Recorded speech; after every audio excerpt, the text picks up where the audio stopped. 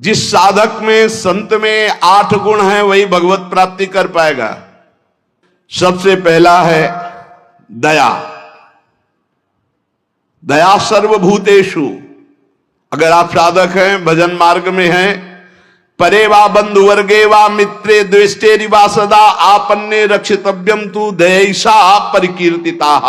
दया किसे कहते हैं? अपने पराये का भेद नहीं है।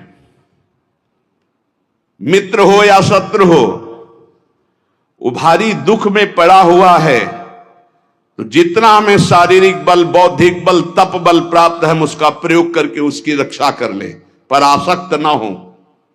रक्षा करना, चाहे वो मित्र हो या शत्रु हो, कोई भी हो।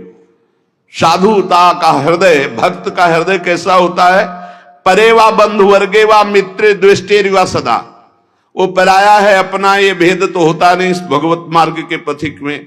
मित्र है या शत्रु है, अगर वो विपत्ति में फंसा हुआ है तो शरीर बल, तप बल, वाणी बल, हर बल के द्वारा हम उसकी रक्षा करेंगे, पर अपनापन नहीं करेंगे। जैसे मृग की रक्षा की पर अपनापन ममता कर लिया तो अगला जन्म मृग का बना। दया बिना साधु कसाई, और दया करी तो आफत आई। इसलिए दया बहुत संभाल के। दया क्या? हमारे जितना बल है हम आपके कल्याण के लिए प्रयोग किया और अलग हो गए। आसक्त नहीं हुए, कभी उससे धन्यवाद पाने की इच्छा नहीं की, उसे दया कहते हैं। दूसरा, शांति। बाह्य चाध्यात्मिके चैव दुखे चोत्पादिते क्वचित न कुप्यति न वा हंति सा क्षमा परिकीर्तिता। ये साधक के लक्षण। पहला दया, दूसरा ऐसा क्षमा कि कोई आपको शारीरिक या मानसिक पीड़ा पहुंचा रहा है, आपको क्रोध नहीं आना चाहिए। उसे न मारना है, न कड़वे वचन बोलने, न संकल्प के द्वारा उसको नष्ट करना है। इसी का नाम शांति, इसी का नाम क्षमा है। जिसके अंदर दया है, शांति क्षमा है। न गुणान गुणिनो हंति स्तौमि मंद गुणानपि नान्य दोषेषु रमते सानुसूया प्रकृतिता। गुणी के सद्गुणों का हनन अर्थात अपलाप न करना, किसी भी सद्गुणी में दोष ना निकालना। थोड़े गुण वाले प्राणियों को भी उत्साह बढ़ा देना भगवत मार्ग में। दूसरों के कभी दोषों पर दृष्टि डालकर उसे नीचा दिखाने के लिए न वर्णन करना, ये अनुसूया, इसे अनुसूया कहते हैं। दया, क्षमा, अनुसूया और अभक्ष परिहारस्य संसर्गश्चापि निर्गुणैः स्वधर्मैः च व्यवस्थानम शौचमे तत्प्रकीर्तितम। पवित्रता, शौच क्या? कभी भी अभक्ष पदार्थ ना खाना, जिसे शास्त्र निषेध करता है, कभी जबान पर नहीं जाना चाहिए। प्याज, लहसुन, मांस, मदिरा, नाना प्रकार के सब नहीं पाना चाहिए। एक बोले दीक्षा लिए थे कि पत्नी तो दीक्षा नहीं ले, पर वो प्याज लहसुन बना के खाती हो। कहती हम कोई गुरु मंत्र थोड़ी लिए, अब हम क्या करें, फिर खाना ही पड़ता है। कैसे खाना पड़ता है? वो अपनी निष्ठा पे, तुम अपनी निष्ठा पे नहीं आ सकते। अपनी निष्ठा पे आना पड़ेगा, या वो बदले या तो तुम बदलो। तुम कंठी तिलक लेकर बदल गए कि तुम प्याज लहसुन खा रहे हो, पत्नी खा रही इसलिए नहीं भाई। दोनों हैं, एक ही जगह भोजन बनना है तो एक को तो सुधरना पड़ेगा। या तो फिर आप अपने लिए रोटी ले लीजिए और नमक से पा लीजिए। जय दिन आप नमक रोटी पाएंगे तय दिन उसका हृदय जलेगा और उसको सुधरना पड़ेगा, प्याज लहसुन छोड़ना पड़ेगा। लेकिन जो गुरुमंत्र लेकर के अभक्ष पदार्थ खाता है वो अपवित्र बुद्धि हो जाती, भ्रष्ट बुद्धि हो जाती। इसलिए बहुत सावधान। हमने कई बार प्रार्थना की कि प्याज लहसुन तमोगुणी है, वो भजन में बहुत बाधक है, इसलिए उसको कदापि नहीं पाना चाहिए। अभक्ष परिहारस्य, बासी भोजन, दूषित भोजन, ये अभक्ष जो पदार्थ बताया गया है उसे नहीं पाना चाहिए। दुर्गुण रहित प्राणियों का संसर्ग नहीं करना चाहिए। पवित्रता का मतलब केवल स्नान ही कर लेना नहीं है। अभक्ष पदार्थ नहीं खाना और कुसंग नहीं करना। कुसंग भी अपवित्रता है। और स्वधर्म में दृढ़ रहना, इसी को पवित्रता कहते हैं। पवित्र भोजन पाना, सत्संग करना और स्वधर्म में दृढ़ रहना, सच्ची पवित्रता इसे कहते हैं। शरीरम पीड्यते येन शुशुभे नापि कर्मणा अत्यंतम तन्न कर्तव्य मनायासा च उच्यते। जो श्रेष्ठ भागवतिक कर्म के लिए अत्यंत कष्ट सहता है उसको अनायास तपस्या कहते हैं। भारी से भारी कष्ट को सहने के लिए तैयार रहे। बुखार है लेकिन हमें सत्संग में जाना है, शरीर पीड़ा में है लेकिन हमारी दिनचर्या है, हम प्रभु के दर्शन करेंगे जाके, हम सत्संग सुनेंगे जाके, हम अपने प्रभु की सेवा करेंगे, ऐसी होनी चाहिए। अनायास जो भगवत कृपा से तुम्हारे जीवन की पूर्ति के लिए आ जाए। प्रयास, विरक्त को प्रयास नहीं करना चाहिए, विरक्त को व्यापार नहीं करना चाहिए। विरक्त जो चाहे अनायासम शरीरम पीड्यते येन शुशुभे नापि कर्मणा अत्यंतम तन्न कर्तव्य मनायासा च उच्यते। किसी भी तरह विरक्त भाव वाले को, गृहस्थ को मेहनत करके कमा के अपने पर शरीर का पोषण, और विरक्त को अनायासम आकाश वृत्ति या मधुकर वृत्ति, ऐसे भाव से व्यापार आदि करके बुद्धि भ्रष्ट हो जाएगी, हरि और गुरु से विपरीत बुद्धि चली जाएगी। अरे भाई तुम कितना कमा सकते हो, देनहार कोई और है देत रहते दिन रैन, लोग भरम मुंह पे करे तासो नीचे नयन। अरे वो लक्ष्मीपति जैसे, अरे जो चाहिए नहीं हो हमारे को क्या, हम तो हमें प्रभु चाहिए, फिर कैसे। बहुत सावधान, बहुत सावधान। कभी कभी गुरुजन संकोच करते हैं तो इशारा उनका समझना चाहिए, और जब वो प्रकट कह दे तो भूल जाओ। अगर कदम उसी मार्ग पर रखोगे तो बहुत दूर निकल जाओगे, बहुत फिसल जाओगे। अनंत जन्मों के बाद अवसर मिला है माया से मुक्त होने के लिए। प्रशस्ताचरणम नित्य म प्रशस्ति विसर्जनम एतद्य मंगलम प्रोक्तम मुनिभिस्तत्वदर्शिभी। सदैव गुरुदेव के उपदेश और शास्त्र सम्मत कर्म करना चाहिए, कोई भी अशुभ कर्म नहीं करना चाहिए। तत्वदर्शी मुनियों द्वारा बताए हुए मार्ग से सदैव मंगल होता है, इसे मंगल कहते हैं। स्तोकादपि प्रदातव्य मदीने नांतरात्मना अहन्यानि यत्किंच कार्पण्यम ही तत् स्मृतम। अगर थोड़ी वस्तु मिली तो प्रसन्न रहो, अधिक मिली है तो प्रसन्न रहो, किसी भी स्थिति में असंतुष्ट मत रहो। प्रसन्नता ही सबसे बड़ी उपलब्धि है। संतुष्टायन केनवा, हर स्थिति में प्रसन्न रहना सीखो।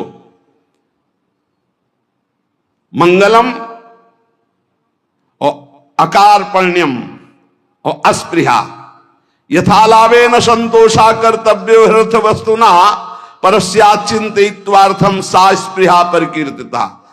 कभी दूसरे से इच्छा मत करो, कभी दूसरे के वैभव की याचना मत करो। जब प्रभु को आपको देना होगा तो बिना मांगे दे देंगे। संतोष धन धारण करो, अस्पृहा। ये जिसमें होते हैं उसे भगवत प्राप्ति होती है। पहला है दया, दूसरा है क्षमा, फिर तीसरा है अनुसूया, चौथा है शौच पवित्रता, फिर अनायास जीवन की पूर्ति, और मंगल कार्पण्य और स्पृहा रहे। ये दीनता नहीं होनी चाहिए भोगों के लिए, किसी से इच्छा नहीं होनी, और निरंतर भगवत चिंतन।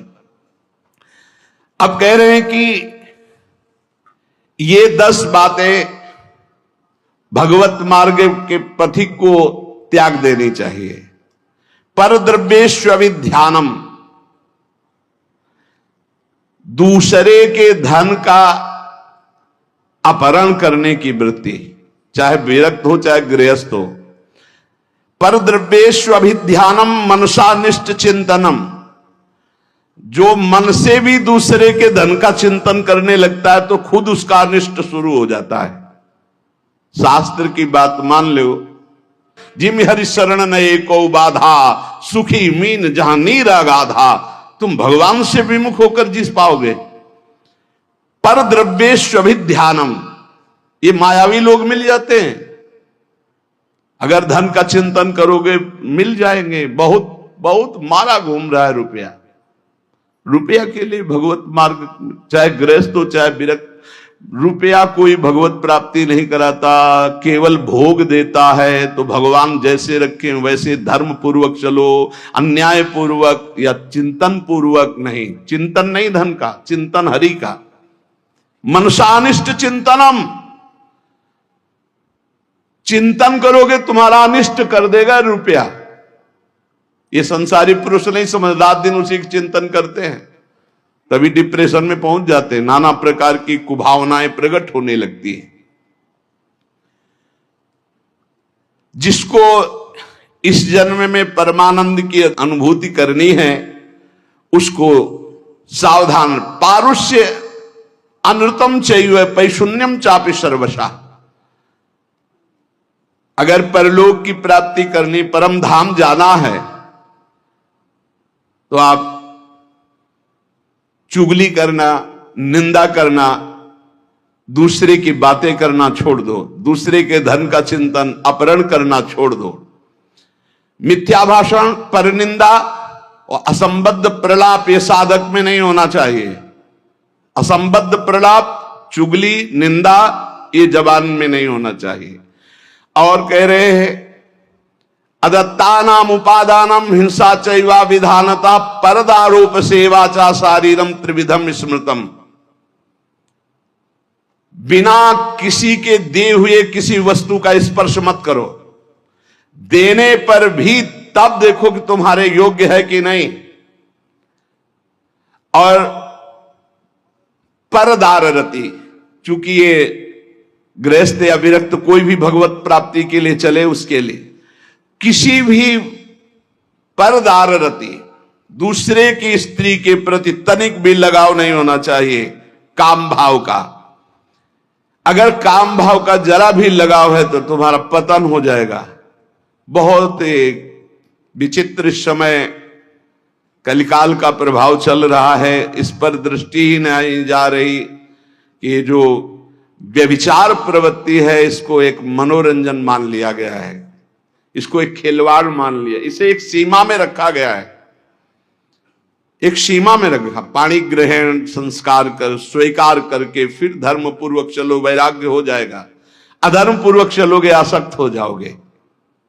परदाररति ये नरक प्राप्ति का हेतु है। इसलिए उपासक जो भगवत प्राप्ति करना चाहता है अशुभ कर्मों से बचे, परदाररति से बचे, किसी भी तरह से जो अपवित्र वस्तु दी जाए उसको स्पर्श न करे। हमारे लिए क्या पवित्र है? विरक्त के लिए हम भगवत मार्ग के पथिक हैं, जितना हमें चाहिए उतना मांग लेंगे, जो नहीं चाहिए वो हमारे लिए सब अपवित्र, हमें नहीं चाहिए, नहीं चाहिए। और गृहस्थ के लिए धर्म पूर्वक कमाई हुई वस्तु किसी के दान दक्षिणा या किसी का यह ऐसा स्वीकार न करे, बहुत हानिकारक होता है। दोषई प्रयुक्ता शरीरेण प्रवर्तमानो हिंसास्ते प्रसिद्धो मैथुनान्याचरति। जो दोषों को स्वीकार करके इस मार्ग में चलता, बहुत बुरी तरह चारों खाना चित्त गिरता है परमार्थ में। कई तरह के मैथुन होते हैं, उन मैथुनों से बचे। अष्ट मैथुनों का वर्णन आया है। ये कुकर्म आचरण करने वाला कभी भगवत प्राप्ति के मार्ग में अग्रसर ही नहीं हो सकता। इसलिए शास्त्र है बहुत सावधान से। गृहस्थ हो चाहे विरक्त, अगर शुद्ध सच्चिदानंद का आनंद लेना चाहते हो, दुखों से अपने आप को बचाना चाहते हो, तो हर प्रकार के मैथुनों से बचने की चेष्टा करें। पर पीड़यन, दूसरे को कभी दुख ना दे। मिथ्या भाषण, कशोर भाषण, ये सब कुकर्म के अंतर्गत ही आता है। परद्रोह, अन्याय पूर्वक परद्रव्य ग्रहण नास्तिकता पैदा कर देता है।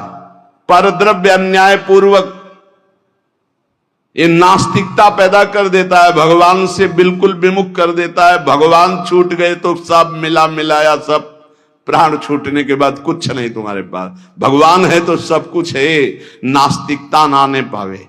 परद्रव्य ग्रहण से अन्याय पूर्वक, न्याय कहते हैं जो धर्म शास्त्र आज्ञा करते हैं, अन्याय पूर्वक धन ग्रहण करना, ये नास्तिकता पैदा कर देता है। नास्तिकता क्यों आई है? क्योंकि पापाचरण है, तभी नास्तिकता आती है। उपासक को सावधानी पूर्वक दुष्संग से बचना चाहिए। दुष्संग कई तरह का होता है। यदि दुर्जनों का संग मिल जाए तो जैसे 10 वर्ष सत्संग करने से आप उज्जवल हुए, तो 10 दिन का दुर्जन का संग आपको नष्ट कर देगा। तो कहते दुर्जनस्य ही संगेन सुजनोपि विनश्यति प्रसन्नम जलमित्याहु कर्दमयी कलुषीकृतम। जैसे अति निर्मल जल बहुत दिनों में होता है, हिलन डुलन नहीं हुई, धीरे धीरे वो शांत निर्मल होता है, लेकिन उसमें जो ही कोई घुसेगा तो पूरा मलिन हो जाएगा। ऐसे ही मन को निर्मल करने में बहुत समय लगता है, लेकिन दुर्जन का संग चरित्र दूषित करके हृदय को मलिन कर देने में बिल्कुल देर नहीं लगती। इसलिए दुर्जनस्य ही संगेन सुजनोपि विनश्यति। बड़े बड़े सज्जन पुरुषों का नाश भी दुर्जन पुरुषों के संग से हो जाता है। एक बार यदि दुर्जन का संग हो जाए तो निकलना मुश्किल होता है। बड़े बड़े सज्जनों के हृदय में भगवत मार्ग पर अविश्वास पैदा करके नास्तिक बना दिया दुर्जनों ने। जब दुर्जनता का संग हो जाता है तो वो दुर्जन पुरुष बड़े बड़े सज्जनों के प्रति भी दोष दर्शन करता है। जैसे लोगों के साथ रहा जाता है, जैसे लोगों की बात सुनी जाती है, जैसे लोगों से हम बात करते हैं, वैसा स्वभाव बन जाता है। जब दुर्जनों का संग हो जाता है तो बड़े बड़े सिद्ध साधु के पास भी वो कुछ लाभ नहीं ले पाता, केवल दोष दर्शन करता है। स्वभाव उसका बन जाता है दोष दर्शन का। इसलिए भ्रमादपि तु दुष्टानाम संगः या कुरुते जना समर्था पुनस्त्यक्तुम तत्र विनिहन्यते। यदि भूल से भी दुष्ट का संग हो जाए तो तत्काल संग त्याग कर दो, नहीं वो नष्ट कर देगा। दुष्ट की पहचान, जिसके संग से भगवत स्मरण छूट जाए, जिसके संग से कुवासनाएं बढ़ने लगे, उसी का संग दुष्ट संग कहा जाता है। भगवान श्री राम तो इतना भी कह दिए कि बर भलबास नरक कर ताता, दुष्ट संग जन दे विधाता। नरक मिल जाए अच्छा, पर दुष्ट ना मिले। दुष्संग बहुत बुरी तरह विनाश करता है। उदर निमित्तम बहुकृत वेशा, ये दुष्संग हो जाएगा। जो जनेन्द्रिय और रसेंद्रिय का पोषण करता, भेष कोई भी रखे हो, वो सत्संग नहीं हो सकता, वो दुष्संग ही है। जिनका चित्त शुद्ध होकर सच्चिदानंद भगवान के सुख में डूबने का लक्ष्य बन गया, वो साधक सावधान। दुर्जना परिहर्तव्यो विद्यालंकृतो यदि मणिना भूषिता सर्पा किम सौना भयंकर। दुर्जन मनुष्य हो, बहुत विद्वान हो, तो तुम्हारा नाश ही कर देगा। जैसे मणि से भूषित सांप हो तो क्या विष नहीं छोड़ेगा? वो विष ही छोड़ेगा। इसलिए बहुत संभल करके। सद्भिरासीत सततम सद्भि कुर्वीत संगितम सद्भिर विवादम मैत्रीम च ना सद्भि किंचिदाचरेत। संत पुरुषों के साथ रहो, संत पुरुषों का संग करो, उनसे विवाद मत करो, जैसा वो कह रहे हैं वैसे करो। सज्जन पुरुषों के संग से तुम्हारे हृदय में सज्जनता आएगी, और दुर्जनों का संपर्क तुम्हारे हृदय में अश्रद्धा पैदा कर देगा। कैसा? अब जिस संत से मिलोगे तुम्हारे अंदर अश्रद्धा है तो तुम वहां दोष दर्शन करोगे। महापुरुषों के समीप रहते हुए भी तुम कुछ नहीं प्राप्त कर पाओगे। जाड्याम धियो हरति सिंचन्ति वाचम सत्यम मनोन्नतिम दिशति पापमपा करोति चेता प्रसादयति दीक्षु तनोति कीर्तिम सत्संगति कथम किम न करोति पुंसाम। जब सत्संग मिलता है तो हृदय का कूड़ा करकट दूर हो जाता है, काम क्रोध ये नष्ट हो जाते हैं, बुद्धि विवेकवान होकर भगवान की तरफ बढ़ती है। और जब कुसंग मिलता है तो ऐसी संशयमय बुद्धि हो जाती है कि बड़े बड़े संत महात्माओं के समीप जाकर के भी वो दुर्लभ लाभ ना लेकर वो दोष दर्शन करता रहता है। समीप में दूर दूर से आकर लोग उनके दर्शन और उनके वचन सुनकर अपना परम कल्याण कर लेते हैं, लेकिन दुर्जन स्वभाव वाला, दुर्जन संग करने वाला उनके समीप रहकर उनकी निंदा करता है, उनके दोष दर्शन करता है, उनसे लाभ नहीं ले पाता है। अनेकों बार बड़े महापुरुषों का संग प्राप्त होने पर भी वो अगम में रहते हैं, वो उनका लाभ नहीं ले पाते। इसीलिए देवर्षि नारद जी ने बताया कि साधु संग अगम्य है। साधु के समीप रहना, साधु के समीप जाना, अगर आपके अंदर दुष्टता है, दुष्ट स्वभाव है, तो आप उसका लाभ नहीं ले पाएंगे। दूर दूर से आकर लोग दर्शन संभाषण और अपना परिवर्तन कर रहे हो, समीप रहकर दुष्ट स्वभाव होने के कारण, वो साधु में दोष दर्शन करने के कारण लाभ नहीं ले पाते। सरसैया में पड़े हुए भीष्म जी ने युधिष्ठिर जी को उपदेश दिया, ध्यान से सुन ले, इसी जन्म में भगवत प्राप्ति हो जाएगी। जो पुरुष इसी जन्म में भगवत प्राप्ति करना चाहता है, मनुष्य शरीरधारी, वो पहले आहार पर संयम करे, उसे सूक्ष्म करे, इतना कम ना करे कि भोजन का चिंतन हो, पर इतना भी ना करे कि डकार आवे। भगवत प्राप्ति करनी है तो ये बात पकड़ लो, हजारों जगह शास्त्रों में बात लिखी, मिता आहार, भिक्षान्नम औषधम, जैसे औषधि पाई जाती है ऐसे बहुत संभाल के खाओ पियो, जितने से एकदम आपका शरीर हल्का बना रहे। एक दो शरीरों को तो रोग हो जाता है, वो क्या कहते हैं जो गले में होती गांठ, थायराइड है ऐसे, वो तो बात अलग है कि भाई अब थायराइड हो गया है, नहीं तो खाईराइड में ज्यादा तगड़ाट हो रही, खाईराइड खूब खाते चले जा रहे। जिसको इस जन्म में भगवत प्राप्ति करनी, भोजन पर पहले सुधार करे, अल्पाहार और सात्विक भोजन, चाट चटोरा भोजन की तरफ से बचे अगर भगवत प्राप्ति करनी है। अल्पाहार करे, प्रकृति से परे अविनाशी पद की प्राप्ति के लिए प्रकृति के आकर्षण पर विजय प्राप्त करना पड़ेगा।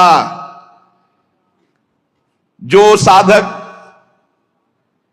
घर में रहकर या घर छोड़कर, दोनों साधक होते हैं, गृहस्थी और विरक्ति, जो घर में रहकर साधना कर रहे हैं उनको चाहिए किसी और का ना खाएं, अपनी मेहनत का कमाया हुआ ही भोजन पावे, चाहे जहां जाए, कहीं किसी और का ना खाएं। 10 रुपए का खाया है, 20 दे दो, तुम्हारे को भगवत प्राप्ति करना है। कभी ऐसा नहीं कि रास्ते में भंडारा बट रहा है, हलवा बट रहा है, दबा के पा लिया, चलो यार कम से कम बचे तो 100-200 रुपए, नहीं बचे नहीं, जिसके लिए आए थे वो सब ले गया। वो गृहस्थ आदमी को अगर किसी का पानी भी पियो तो 5 रुपया उसको दे दो, 2 रुपया दे दो, नहीं रुपया दे दिया, वहां 2-4 दोना पत्तल उठा करके आसपास से कुछ सेवा कर दो।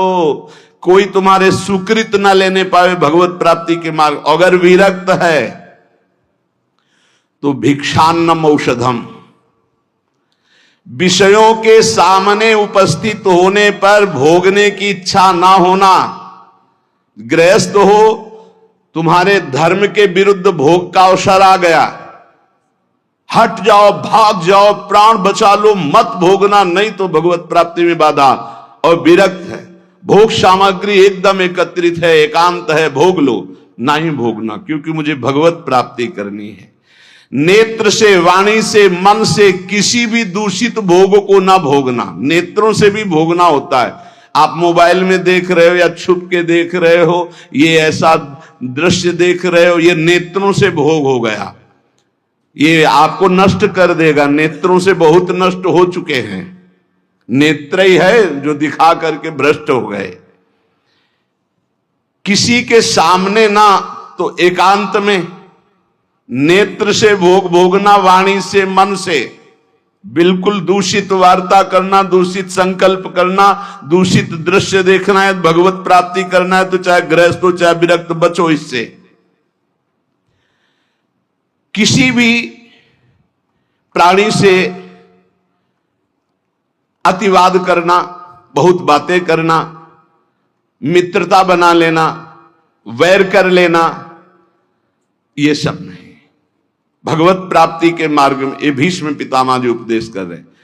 किसी के सामने अभिमान भरा वचन बोलना, अभिमान भरी क्रिया करना, अभिमान भरी चेष्टा करना, जैसे अभिमान हो जाता है। अहंकार भरी बात, अहंकार भरी क्रिया, अहंकार भरी कोई चेष्टा ना करे।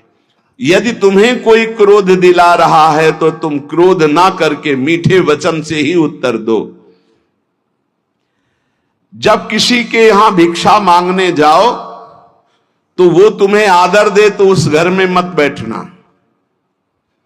भीष्म पितामह जी का है ये उपदेश। यदि तुम्हें किसी कोई निमंत्रण दे तो कभी मत जाना। भगवत प्राप्ति करना है ये विरक्त के लिए। अगर तुम्हें कोई आओ आज महाराज हमारे घर पाइए, कदापि मत पाना। निमंत्रण में कदापि मत पाना, ये भीष्म पितामह जी मना कर रहे हैं। और जब भिक्षा मांगने जाओ तो बहुत घरों से मत मांगो, कुछ नियम रखो। 4 घर 5 घर, मिले तो मिले, नहीं उपवास। अब ये नहीं कि पूरे गांव में टहली आए, नहीं, 5 घर 7 घर ऐसे नियम रखे जाते हैं कि हम सिर्फ 5 घरों में जाएंगे, मिले ना मिले। ये नहीं कि पूरे गांव में टहली आएगी, जब तक भरपेट के दोनों टाइम के लिए न मिल जाए तो हम 50 घर मांग ली। ये भिक्षान नहीं, भिक्षान 5 घर या 7 घर। आवाज लगाई, नहीं मिला तो उपवास कर गए।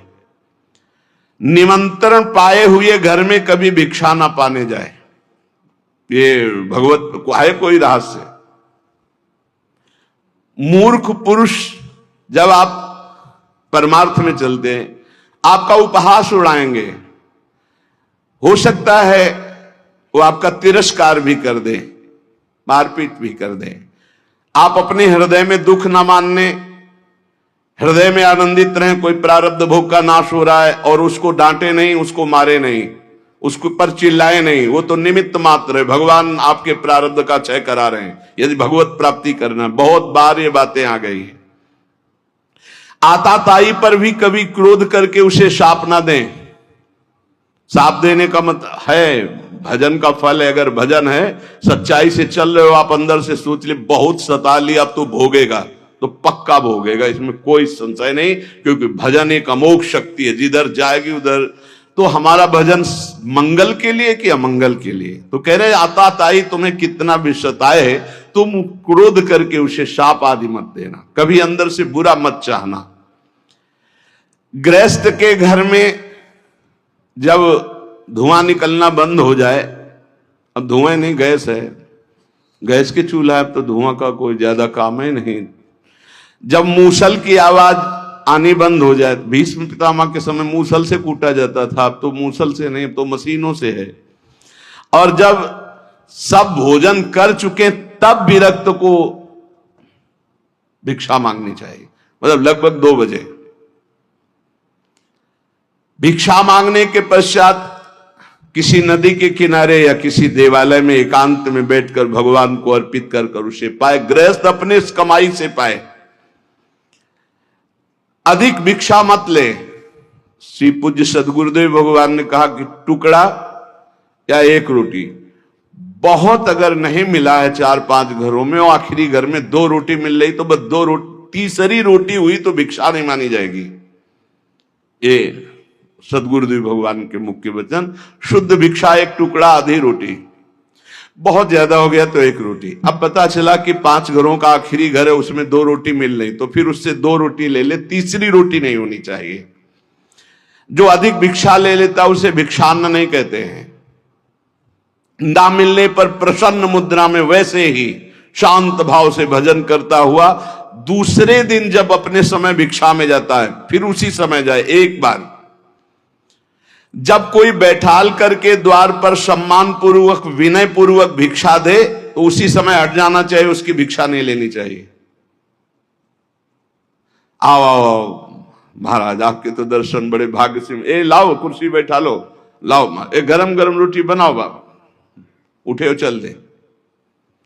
द्वार में अंदर नहीं जाना है, द्वार में ही खड़ा और असम्मान पूर्वक भिक्षा। न किसी का आसन ग्रहण, न किसी के मृदु वचन, न किसी की स्तुति, न कोई अर्थ। जब रोटी मांगने निकले, किसी ने 10 रुपया दिया तो ऐसे कोई भिक्षुक है, भिखारी है इस बात के? नहीं, केवल आचार्य आदेश, प्राण पोषण के लिए अन्न, रोटी है तो दे, नहीं तो राधे श्याम चल दिया। सिंहवत व्यवहार। विविध प्रकार के व्यंजनों को न खाए। अरे भाई, बहुत विचित्र। भगवान की प्राप्ति के मार्ग में सबसे ज्यादा इस रसेंद्री पर दृष्टि डालो। बहुत विचित्र खेल है, बहुत विचित्र, बहुत सावधान। अब आज का जो वातावरण है, बहुत भोजन के लिए बहुत आगे चलकर और अव्यवस्था हो जाएगी। कैसे भजन होगा, कैसे भजन होगा? भगवान को अर्पित करके दाल रोटी खाओ, खूब हरि के गुण गाओ। अगर इधर उधर खान पान करोगे तो हम पक्का कह सकते हैं भजन तो नहीं हो सकता है। भजन का नाटक भले आप कर लो, भजन का नाटक कर सकते हो। भीष्म पितामह जी कहते हैं कि जो विरक्त भाव से भगवान के मार्ग में चले हैं, वो किसी उजड़े हुए खंडहर में या देवालय में या वृक्ष के नीचे या किसी संत का बनाया हुआ स्थान, उसमें वास कर रहे। स्वयं का कुछ नहीं होना चाहिए। अपने शरीर निर्वाह केवल करना है। बने बनाए बिलों में वास कर लिया, घर गृहस्थी के यहां नहीं। विरक्त को घर गृहस्थी के यहां शयन नहीं करना चाहिए। हम भ्रमण किए और बड़े संतों का संग किए तो हमने देखा कि गांव के बाहर स्कूल, मंदिर या किसी बट वृक्ष के नीचे या भगवान शंकर का छोटा मंदिर, वहां घरों में गृहस्थों के सैया पे शयन करोगे और खूब भजनानंदी बनोगे तो सिद्ध ही हो तो प्रणाम, नहीं साधक है तो चौपट हो जाएगा। क्योंकि परमाणु वहां है, वहां गृहस्थी के परमाणु। घर गृहस्थी में बस मधुकरी मांगी हो बाहर। बहुत सावधानी की जरूरत है। भीष्म पितामह जी कह रहे हैं, विरक्त को अपने मन को अचल और स्थिर करने के लिए कहां शयन करे? वृक्ष के नीचे, उजड़े हुए खंडहर, देवालय, ऐसे बाहर, या किसी संत का जहां साधु समागम। किसी भी गृहस्थ के घर में विरक्त को शयन का अधिकार नहीं। बाहर बहुत ही ऐसी अव्यवस्था है तो स्कूल होते गांव में या गांव के किनारे कोई न कोई छोटा मोटा मंदिर होता है, लता वृक्ष होते हैं। अपना आहार करो, एकांत सेवन करो। अपने तो करुणा है, धाम में वास मिला हुआ है श्री जी के। जो किसी गृहस्थ से राग कर लेता है विरक्त होकर के, उसके अंदर पाप कर्म की इच्छा प्रकट होने लगती है। बहुत सावधान। नित्य तृप्त रहो, भगवत चिंतन में छके रहो, संतुष्ट रहो भगवत चिंतन में, मुख प्रसन्न रहे, इंद्रियां शासन में रहे, निर्भय रहो भगवत मार्ग के पथिक। हर समय नाम जप चलना चाहिए। मौन का आश्रय लो नाम जप बढ़ाने के लिए। वैराग्य की भावना को पुष्ट रखो। समस्त जगत के पदार्थ नाशवान है, किसी पर आसक्त मत हो। सब ये उत्पत्तिशील जितने सब विनाश को प्राप्त होंगे, इसलिए सत्य नहीं है। सत्य सच्चिदानंद भगवान है। मन और इंद्रियों को संभालना ही साधना है, यही तपस्या है। अपनी इंद्रियों और मन को संभाल लो। इसलिए सदैव सत्संग करो,